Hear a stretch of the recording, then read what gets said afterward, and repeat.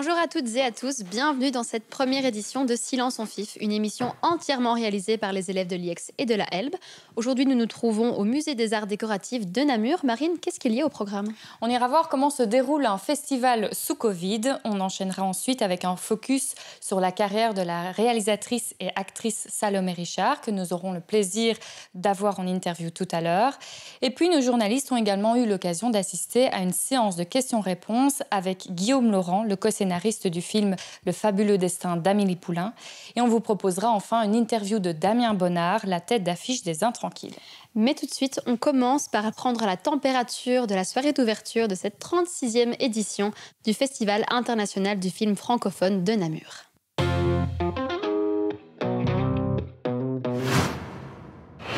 Première foulée officielle sur le tapis rose de la nouvelle édition du FIF de Namur au cinéma Caméo.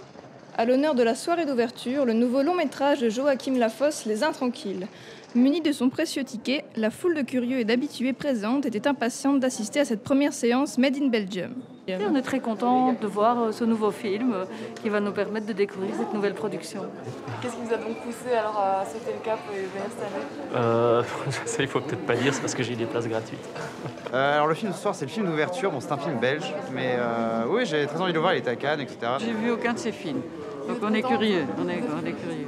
Et puis je trouve que le cinéma belge, il faut le défendre et qu'on a un beau et bon cinéma belge. Joachim Lafosse, grand habitué du festival, était particulièrement enchanté de retrouver son public namurois après l'euphorie cannoise. Alors Cannes, c'est vraiment exceptionnel. Enfin, c'était vraiment très festif, mais là maintenant on parle de la sortie du film, on parle c'est le vrai public qui le voit et tout ça. Et puis je suis assez content parce qu'en France, le film il marche très bien. Et vous pensez que le même accueil sera réservé en Belgique ? On va voir. Non, je crois. J'ai l'impression. L'équipe du film était presque au complet pour défendre une histoire d'amour à l'épreuve de la bipolarité.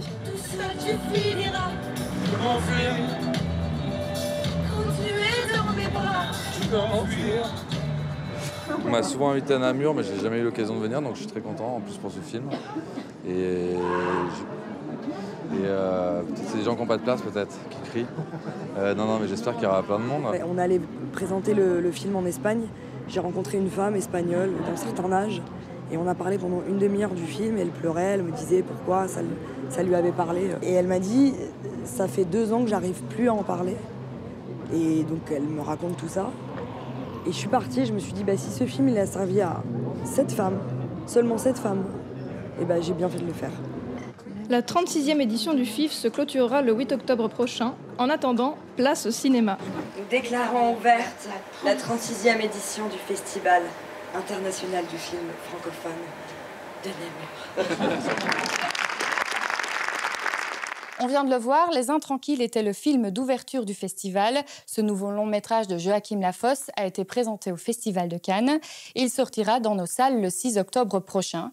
Tout de suite, on retrouve dans une autre partie du musée l'interview de l'acteur principal Damien Bonnard. Mais tout de suite, un extrait du film. Allez, viens. Damien! Ah, les poissons. Non, on s'en fout des poissons. J'ai oublié les poissons. Non. Damien, c'est un truc pour ce soir. On n'a rien à manger. Combien de poissons? 1, 2, 3.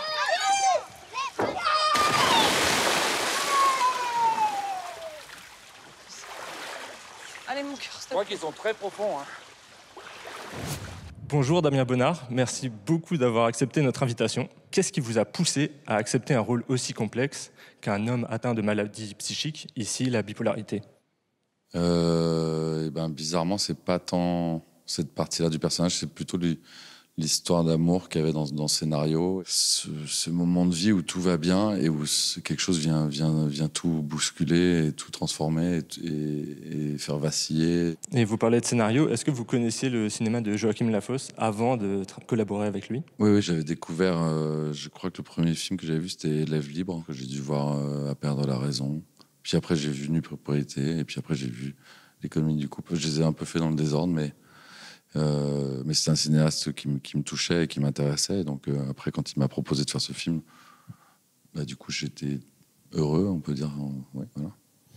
Et pour la préparation de votre rôle, il paraît que vous êtes mis à la boxe avant le tournage. Ouais, je me suis pas mis à la boxe. J'ai été travailler avec un boxeur, mais parce qu'en fait, je cherchais le switch pour pouvoir passer d'un état à l'autre, parce que j'ai donc mes phases maniaques ou mes phases dépressives, et qui sont quand même des opposés. Et je cherchais comment pouvoir passer d'une chose à l'autre comme ça. Et un ami, en discutant avec un ami, il m'a dit mais les boxeurs, ils ont ce truc-là, arriver dans un calme complet et déployer une violence comme ça. Et en fait, ce qu'on a fait avec lui, avec ce boxeur qui s'appelle Didier Piperoglou, on a beaucoup travaillé la boxe sur le ring pour que je puisse trouver ces trucs de violence, mais aussi des vivre. Parce que en fait, sur le ring, je me suis retrouvé à avoir des toutes petites victoires, hein, parce que c'était quand même, moi n'étant pas boxeur et lui l'étant, et je pense qu'en plus il devait certainement boxer à 10% de ce qu'il fait parce que je pense que sinon il m'aurait juste tué. Donc on a travaillé donc des petites victoires, des grandes humiliations, et on a surtout créé des journées entières où il m'emmenait voir les plus belles choses qui étaient autour. Donc c'était dans le sud, c'était à côté de Marseille, donc c'était des champs d'oliviers. On a été se baigner avec des flamants roses. Enfin, on a fait des journées, on allait se nourrir de choses hyper belles. C'est ce qui correspondait à mes états lumineux. Et après, les jours d'après, on allait voir tout ce qui était le plus dark. C'est-à-dire, on allait voir les endroits où les gens se suicident, les endroits où il y a de la dope. Et en fait, on a créé comme ça une zone de lumière et une zone d'ombre dont j'avais besoin pour le personnage. Et quelque chose de frappant dans Les Intranquilles, c'est que ça s'ancre dans la réalité qu'est la crise sanitaire. Il y a le port du masque. Moi, c'est un des premiers films où on traite du port du masque, notamment dans la scène de la boulangerie, où on vous demande de remettre le masque. Ouais. Comment est-ce que vous avez incrusté cette réalité dans le film ? On a commencé à le préparer, on était encore confinés. Donc on était chacun chez soi, on se parlait que par téléphone avec Joachim et Laïla. Et puis moi, il voulait que mon personnage refuse de mettre le masque. Enfin, du coup, ça a créé des choses aussi. Mais après, c'est bien le cinéma, ça sert aussi à ça, à laisser un peu des traces de choses qui existent dans le monde. D'accord. Je vous remercie beaucoup pour vos réponses et pour toutes ces précisions sur le film. Et je vous souhaite une bonne fin de séjour à Namur. Merci beaucoup. Merci de m'avoir accueilli.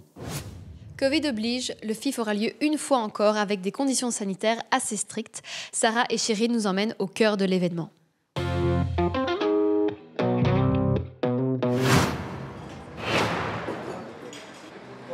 Au FIF cette année, les mesures sont très différentes entre les cinémas et les lieux de rencontre. Ici, depuis le 1er septembre, en fait, il n'y a plus de distanciation dans les salles et les spectateurs peuvent retirer leur masque. Avant ça, le masque était obligatoire en salle. Les personnes devaient être en quinconce et au moins une place entre chaque bulle. Les seules mesures qui restent, entre guillemets, c'est le masque quand les personnes circulent et du gel hydroalcoolique au point de contact. Le pass sanitaire, quant à lui, n'est pas encore obligatoire dans les salles. On pense que ça va arriver, que ce soit dans l'Horeca ou que ce soit ici. Ça nous fait un peu peur parce qu'à nouveau, c'est encore une mesure qui est un peu difficile à faire comprendre en fait, aux spectateurs. Mais oui, on pense qu'on n'y échappera pas, quoi. Absent l'année précédente, le chapiteau fait son grand retour avec des règles plus strictes. Alors la journée, on travaille avec la distanciation et le port du masque jusqu'à 17h30 et ensuite l'accès se fait sous présentation du Covid Ticket Safe et donc une fois que les gens ont présenté leur QR code ou leur test négatif, ils peuvent retirer le masque et il n'y a plus de distanciation et tout le monde peut se déplacer sans masque. Mais comment les gens réagissent-ils à ces mesures ? Jusqu'à présent, on a des personnes toujours réticentes, ça c'est un fait, donc on ne peut pas le négliger. Mais de plus en plus, des personnes commencent à s'intéresser, donc à faire le pas pour aller vers l'octroi du CST. Moi je suis pour à 100%. Mon métier, je suis infirmière et donc voilà, je trouve que c'est normal qu'il faille le pass vaccinal. Voilà, par malchance, on ne le retrouve pas ce soir, mais on verra demain avec les papiers et puis voilà, ce sera bon. En tout cas, pour cette première soirée, aucun incident à déclarer.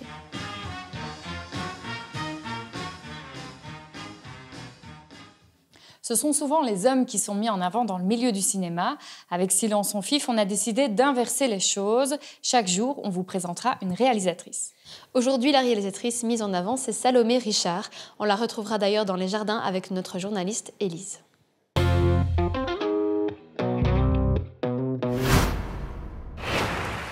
Salomé Richard, on la connaît surtout pour ça. Principal des courts-métrages de Rachel Lang, Mais on ne peut pas la résumer à cet instant de vraie badass. Par contre, on peut aller en ville t'acheter un vêtement un peu fille, hein? Une petite à tous porter des jugements sur des faits passés, là. C'est un truc féministe, c'est ça que tu veux? Malgré tes fringues moches et ta coupe moche, t'es... Oui, c'est ça. Des films pleins de liberté et d'indépendance. T'avais toujours l'air en colère. On l'a découverte en rouge et en bleu. En rouge, en bleu, en rouge et encore en bleu. On la voit seule, mais surtout accompagnée.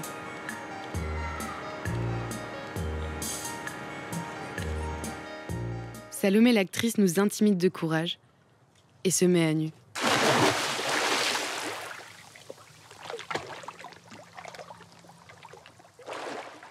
Bref, elle incarne la femme avec un grand F, guidée par ses convictions et en quête de liberté. Les personnages qu'elle interprète sont pleins de caractère. Ça t'aura fait le lever. Mermadi, remets donc ton jupon. Ne touche pas à ballon, ça c'est pour les garçons. Cesse de gémir, t'as des occupations. Effiler les aiguilles, les perles et des boutons. Après ses premiers pas en tant qu'actrice, elle prend la route de la réalisation. Bon allez, en voiture Simone, c'est moi qui conduis, c'est toi qui klaxonne. Elle se retrouve derrière et devant la caméra pour aborder le quotidien avec une banalité sincère sans aucun artifice. Une réalité presque troublante. L'histoire de la fille fauchée qui erre et qui se perd dans ses relations revient souvent. Chut. Laisse, c'est pour moi. Mais Salomé Richard n'incarne pas que ce genre de personnage. Elle s'interroge, elle se questionne. Je suis pas sûre que mes prods me suivent en fait. Ils ont dit, on va pas faire un film de femme. Salomé Richard dégage une force qui inspire. Et le chemin ne fait que commencer. Bonjour Salomé Richard. Bonjour. Donc on vient de voir un focus sur votre carrière. Ça vous inspire quoi? Vous en pensez quoi? C'est très élogieux et c'est très flatteur. Dedans d'ailleurs on parle de vous comme une femme du cinéma en quête de liberté, en quête d'indépendance. Est-ce que vous vous décrivez comme ça? Oui, c'est sûr que j'essaye d'écrire des personnages qui essayent de s'émanciper en tout cas. Donc oui, et puis la liberté, c'est un thème qui m'est cher. Ça se voit dans vos films, et notamment quand vous êtes réalisatrice. Et d'ailleurs, vous avez gagné déjà un prix ici au FIF pour votre court-métrage Septembre. Ça fait quoi maintenant d'être de l'autre côté et de devoir choisir un gagnant? J'ai de plus en plus de mal à mettre les gens en compétition les uns avec les autres. En fait, je trouve ça assez dommage. Et puis, après, c'est tout le système dans lequel on vit qui est comme ça. Donc, je ne vais pas refaire le monde juste là, maintenant, de la position dans laquelle je me trouve.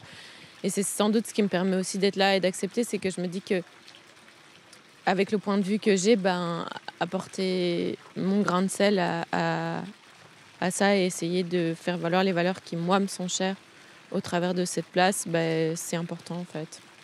Mais d'ailleurs, la compétition, c'est dur, mais c'est la deuxième année ici au FIF que beaucoup de films différents sont mis en compétition dans la compétition du court.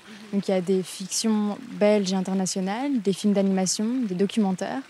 Est-ce que tout rassemblé comme ça complique pas la tâche d'un jury? J'en sais rien, à vrai dire. J'ai pas fait ça si souvent que j'ai un point de comparaison pour pouvoir vous dire genre oui, c'est beaucoup plus difficile comme ça ou non, c'est pas plus difficile comme ça. Je pense que quoi qu'il en soit, il y a une intention qui est mise, même si c'est que ce soit un documentaire ou une fiction. Et ça, c'est comparable en tout cas. Enfin, je veux dire, c'est quand même des objets cinématographiques où il s'agit d'images et de sons, et en ça, et puis qui se passe dans un monde contemporain, et donc en ça, c'est comparable. Vous avez, dans le passé, déjà décrit le court-métrage comme un terrain de jeu. En quelques mots, qu'est-ce qui vous attire tant dans le court-métrage? Si je suis triviale, il y a moins d'argent pour faire des films. Et comme il y a moins d'argent, il y a plus de liberté. C'est simple. Et enfin, je veux dire, il y a moins de guichets auxquels on doit soumettre son film à l'approbation, etc., etc. Et donc, on a des objets qui sont vachement moins pétris, moins polis. Et ça, c'est quelque chose qui me plaît. Je crois aussi qu'il y a bêtement, il y a des histoires qui peuvent pas se raconter en long parce que simplement ça tient pas, ça a pas de sens de les gonfler pour pour en faire un long métrage. J'ai pas envie d'ennuyer mes spectateurs, quoi. Voilà, merci beaucoup en tout cas pour d'avoir répondu à nos questions. Et ouais, c'est court, mais bon, voilà. Très bien. Comme un court-métrage d'ailleurs, parfois. Et on vous souhaite une bonne délibération. Merci beaucoup. Et on peut aussi retrouver d'ailleurs votre dernier court-métrage, Des bagnoles et des arbres, dans la collection Regard féminin. Tout à fait. Tout à fait. Merci. Cette année, Le fabuleux destin d'Amélie Poulain fête ses 20 ans. Pour l'occasion, le co-scénariste du film, Guillaume Laurent, a rencontré quelques élèves pour répondre à des questions. Salomé et Gaëtan étaient sur place.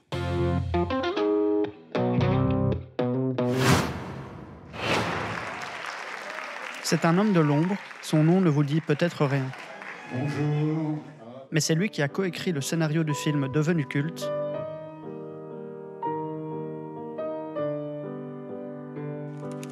Guillaume Laurent était présent à la projection pour nous parler des anecdotes du film et répondre aux questions des spectateurs. Cette écriture, elle s'est faite pour Amélie. Au début, vraiment, on a mis ensemble des tas de petites notes qu'on prenait. Moi, ça faisait des années que je prenais des notes de trucs que je voyais dans la rue, à Paris, des petites idées. Pour vous citer, par exemple, au début du film, on voit un monsieur qui revient d'un enterrement et qui gomme le nom de son ami, du carnet. Au même instant, au 5e étage du 28 de l'avenue Trudaine, dans le 9e arrondissement, Eugène Colère, de retour de l'enterrement de son meilleur ami Émile Maginot, en effaçait le nom de son carnet d'adresse. Ça, c'est mon grand-père vivait à Paris, et à un moment, j'ai habité chez lui, et je lui dis bonjour, il ne me répond pas, et il va dans un petit secrétaire qu'il avait, il laisse son secrétaire, il sort son carnet, il sort une règle, il raye un nom. Il revenait de l'enterrement d'un ami, ça m'avait frappé, du coup, j'ai mis la scène presque telle quelle dans le film. Il a également expliqué le succès du film. Ça, c'est très difficile à expliquer, surtout que c'était pas évidemment intentionnel, comme je le disais, c'était pas calculé.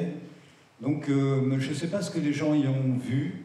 Je pense que c'est des histoires toutes simples, mais qui doit toucher quelque chose d'intime et qui est finalement universel, qui appartient à plein de cultures.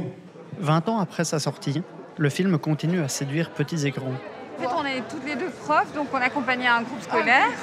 Du coup, on s'est dit, oui, il y a plein de choses dans Amélie Poulain qu'on aime bien. Et donc, on va essayer de leur transmettre. Ça peut vraiment donner des bonnes valeurs aux gens et surtout encourager les gens. Par exemple, l'anecdote qu'il avait racontée avec son grand-père, etc., ça, c'est quand même touchant. On se rend compte qu'il y a des choses personnelles dans le film, etc. C'est quand même bien. Riche d'une carrière ponctuée d'une dizaine de films, cette séance en inspirera peut-être plus d'un. On approche doucement de la fin de cette émission. On l'a vu tout à l'heure, le film d'ouverture du festival était Les Intranquilles, avec à l'affiche l'actrice française Leila Bekti, que vous avez déjà entendue tout à l'heure. L'intégralité de son interview se trouve sur le média digital de l'IEX, Mammouth. En voici un extrait. Je suis hyper émue d'être là parce que là, on est en train de revoir l'équipe du film des Intranquilles. On a vécu 2 mois extraordinaires. On était en plein Covid, donc on était un peu confinés ensemble. Et c'est vrai que c'est avec beaucoup d'émotion que je suis là. Et puis j'aime particulièrement ce film. On sait que visiblement le tournage s'est vraiment très bien passé. Oui. La photo du jour, c'est celle de Gustave Brass Band, le groupe qui a enflammé le chapiteau lors de la soirée d'ouverture.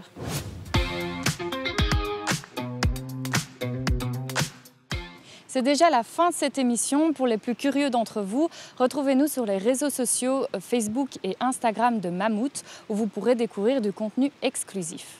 Merci de nous avoir suivis. On se retrouve demain avec cette fois-ci Jean et Marois qui présenteront l'émission.